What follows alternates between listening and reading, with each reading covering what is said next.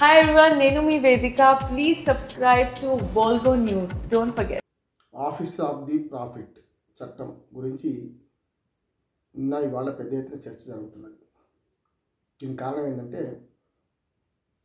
తెలంగాణ ముఖ్యమంత్రి రేవంత్ రెడ్డి తన బావమరిది కోసం టెండర్లలో అత్యధిక భాగాన్ని మనకు అమృత్ పథకం టెండర్లలో తన బావమరిది కోసం అధికారాన్ని దుర్వినియోగం చేశారు. ఇది ఆఫీస్ ఆఫ్ ది ప్రాఫిట్ లా ప్రకారం చెల్లనేరదు, ఇది చట్ట వ్యతిరేకం అని చెప్పి, రాజ్యాంగ వ్యతిరేకం అని చెప్పి ఇటీవల ఢిల్లీకి వెళ్ళిన అప్పటి బీఆర్ఎస్ మంత్రి, అట్లాగే ఇప్పటి బీఆర్ఎస్ కార్యనిర్వాహక అధ్యక్షుడు కేటీఆర్ గారు, మాజీ మంత్రి, ఇప్పటి ఎమ్మెల్యే కేటీఆర్ ఢిల్లీలో అమృత్ పథకం కింద పట్టణాభివృద్ధి శాఖ మంత్రికి ఈ ఆఫీస్ ఆఫ్ ది ప్రాఫిట్ చట్టం ప్రకారం దీన్ని అనర్హులను కొట్టివేయండి, ఈ టెండర్ను మీరు విచారించండి అని చెప్పి ఒక పిటిషన్ ఇచ్చి వచ్చారు. ఆ తర్వాత ప్రెస్ మీట్లో మాట్లాడారు. ఈ ప్రాఫిట్ ఆఫ్ ది యాక్ట్ ఏదైతే ఉన్నదో, లాభదాయక పదవులు ఉంటే పార్లమెంటు లేకుంటే అసెంబ్లీ చట్టసభలకు ఈ చట్టసభల్లో ఉండడానికి వీలు లేదు అని చెప్పి చట్టం చెప్తుంది. భారత రాజ్యాంగంలో 102 క్లాజ్ 1/A క్లాజు, అట్లాగే రాజ్యాంగంలో 191, అట్లాగే 1/1 మన బ్రాకెట్ 1 తర్వాత క్లాజ్ ఏలో ఈ చట్టం గురించి స్పష్టంగా ఉంది. ప్రజాప్రతినిధి చట్టంలో కూడా కొంతవరకు దీన్ని పేర్కొనబడ్డది. కానీ రాజ్యాంగం ప్రకారం అయితే ఈ 102 ಅಥವಾ 191 ఆర్టికల్స్ ప్రకారం ఇది చెల్లనేరదు. అంటే మన భారతదేశంలో 3 రకాలుగా వ్యవస్థలు ఉన్నాయి. 4వ వ్యవస్థ మన ప్రెస్ మీడియా మనం మాట్లాడుకుంటున్నాం.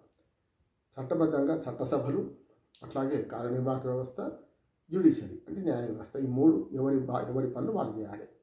అంటే ఒక రకంగా చెప్పాలంటే 3 సామాజిక పని, కుక్క చేసే పని కుక్క, గాడిద చేసే పని గాడిద చేయాలి. ఒకదాంట్లో ఒకటి మింగిల్ కావడానికి వీలు లేదు, ఎవరి పరిధిలో వారు పనిచేయాలి. కానీ అట్లాగే మన వెస్ట్ మినిస్టర్ పద్ధతి కనుక, పార్లమెంటరీ ప్రజాస్వామ్యం మాది కనుక, బ్రిటిష్ వాళ్ళు ఎప్పుడో చేసిన చట్టాలను మనం ఆల్మోస్ట్ తీసుకున్నాం. అందులో ఈ ఆఫీస్ ఆఫ్ ది ప్రాఫిట్ లా ఒకటి, ఈ చట్టాన్ని రాజ్యాంగంలో పొందుపరుచుకున్నాం. ఆర్టికల్ 102 క్లాజ్ 1A కింద, 191 క్లాజ్ 1A, 191 క్లాజ్ 1A కింద తీసుకున్నాం.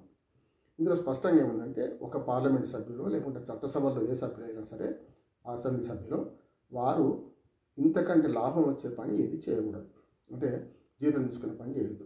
దీనికి ఒకసారి వెనక్కి వెళ్తే మనకు Jaya Bachchan versus Indian union government case మనకు మొదలుకు వస్తుంది. 2006లో ఈ కేసులో జయా బచ్చన్ అప్పటి ఎంపీ, ఆమె ఉత్తరప్రదేశ్ ఫిల్మ్ డెవలప్మెంట్ కార్పొరేషన్కు నియమించబడ్డది. 5,000 జీతం, చాలా తక్కువ అప్పుడు. 2006లో అంటే 5,000 జీతం, రోజుకు 600 భత్యం. బయట రాష్ట్రాలకు వెళ్తే, బయట ప్రాంతాలకు వెళ్తే 750 భత్యం. దాంతో కూడా 10,000 అలవెన్సులు, ఇంకో 10,000 వ్యక్తిగత సిబ్బంది నియమించుకోవడానికి, ఇట్లా మొత్తం మీద 30,000-40,000 లబ్ధి. మొత్తం అంత జీతం మాత్రం 5,000. ఇది తీసుకుంటున్నందుకు గాను పార్లమెంట్ సభ్యురాలుగా ఎందుకు అనర్హత వేటు వేయకూడదు అని చెప్పి ఆమె మీద విచారణ జరిగింది. అది మొదలుకు వస్తే అసలు విషయం ఏమైందంటే, అప్పుడు సోనియా గాంధీ గారు కూడా పార్లమెంట్ సభ్యురాలుగా ఉన్నారు. అట్లానే NAC chairman, national advisory committee అని చెప్పి అప్పటి యూపీఏ గవర్నమెంట్ యూపీఏ 1కి ఆమె చైర్పర్సన్గా ఉన్నారు. ఈ రెండు కూడా వేరు వేరు జీతాలు తీసుకునే పదవులు కనుక ఇందులో ఉండడానికి వీలు లేదు అని చెప్పి ఆమె మీద వేటు పడింది. అంటే అటు పక్కన పిటిషనర్ జయా బచ్చన్ ఏమో పూర్తిగా వాదించింది, నేను రూపాయి జీతం తీసుకోవడం లేదు, గౌరవపూర్వకంగా మర్యాదపూర్వకంగా నేను సినిమా నటిగా ఉన్నాను కనుక, సినిమాలో ఒక లెజెండ్గా ఉన్నాను కనుక వాళ్ళు నన్ను కోరి పెట్టుకున్నారు, దాని ద్వారా నేను ₹1 కూడా జీతం తీసుకోలేదు, జీతభత్యాలు తీసుకోలేదు, ఏం తీసుకోలేదు అని వాదించినా కూడా ఆ పదవి అటువంటిది కనుక తీసుకున్నా తీసుకోకపోయినా మీ పదవి పోతుంది, ఏదో ఒకటి విడిచిపెట్టండి అని అన్నారు. దీనికి ప్రధానమైన కారణం ఏంటంటే, బేస్కి వస్తే సోనియా గాంధీ కూడా ఆమె పదవి కూడా పోయింది అప్పుడు. అంటే ఎన్ఏసీ చైర్మన్ ఉంచుకున్నారు, పార్లమెంట్ పదవి రాజీనామా చేశారు, తర్వాత మళ్ళీ గెలిచారు. ఇది ఈ 2 కేసుల్లో. అట్లాగే అశోక్ చౌహాన్ కేసు ఉన్నది. దాదాపు ఇండియన్ స్టేట్ వర్సెస్ ఈ చట్టం కింద చాలామంది కేసులు ఉన్నాయి. ప్రధానంగా దీని ఉద్దేశం ఏంటంటే, పంచాయతీ మెంబర్ ఉన్నాడు అనుకోండి, పంచాయతీలు తీర్మానం చేస్తారు ఈ పలానా పని ఎవరికి కాంట్రాక్ట్ ఇవ్వాలని. పంచాయతీ మెంబరే ఇట్ సెల్ఫ్ ఆయన బంధువు ఎవరైనా కాంట్రాక్ట్ చేసిన అనుకోండి, అది ఒక రకంగా చెప్పాలంటే తన లాభం తను చూసుకుంటారు కదా. కనుక ఏ చట్టసభలే కాదు, మామూలుగా పంచాయతీ కానీ, మండలం కానీ, జిల్లా కానీ, స్థానిక ప్రభుత్వాలు కానీ ఎక్కడైనా సరే ఆ సభ్యులు లాభదాయక పదవుల్లో ఉండకూడదు, అటువంటి చట్టాలలో పాల్గొనకూడదు. చేసేటప్పుడు బయటకు పోవాలి అవసరం అనుకుంటే.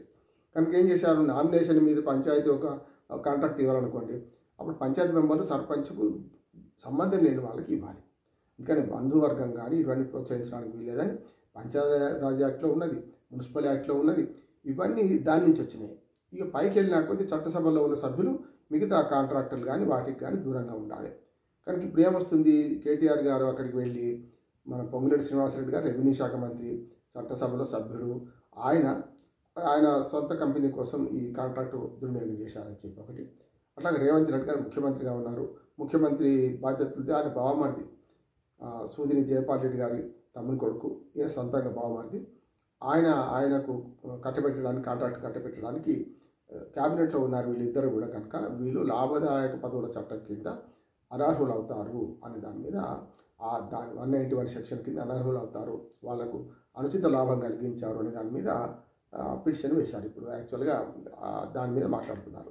అందుకని పిటిషన్ వేస్తాను కూడా అంటున్నాడు కేటీఆర్ గారు.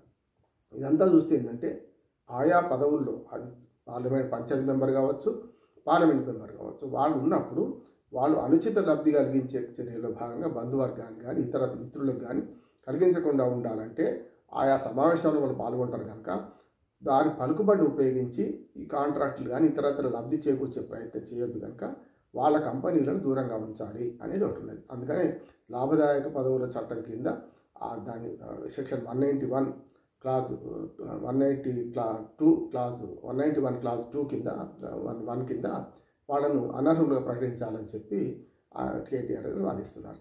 ఇది ఒకటే కాదు, జయా బచ్చన్ కేసు ఉంది, సోనియా గాంధీ కేసు ఉంది, అశోక్ చౌహాన్ కేసుతో పాటు అనేక కేసుల్లో గతంలో తీర్పులు వచ్చినాయి. లాభదాయక పదవులు ఇంకోటి చేయకూడదు, అట్లాంటి ఇన్ఫ్లుయెన్స్కు గురి కాకూడదు, నిర్ణయాలు తీసుకునే చట్టపరంగా నిర్ణయాలు తీసుకునే రాజకీయ నాయకులు ఆయా పదవుల్లో ఉండి అనుచిత లాభాలను వారి బంధువర్గానికి కల్పించకూడదు. కనుక ఏదైనా సరే ఇది ఆ చట్టం ప్రకారం వీరు అనర్హులు అవుతారని చెప్పి కేటీఆర్ వాదిస్తున్నారు.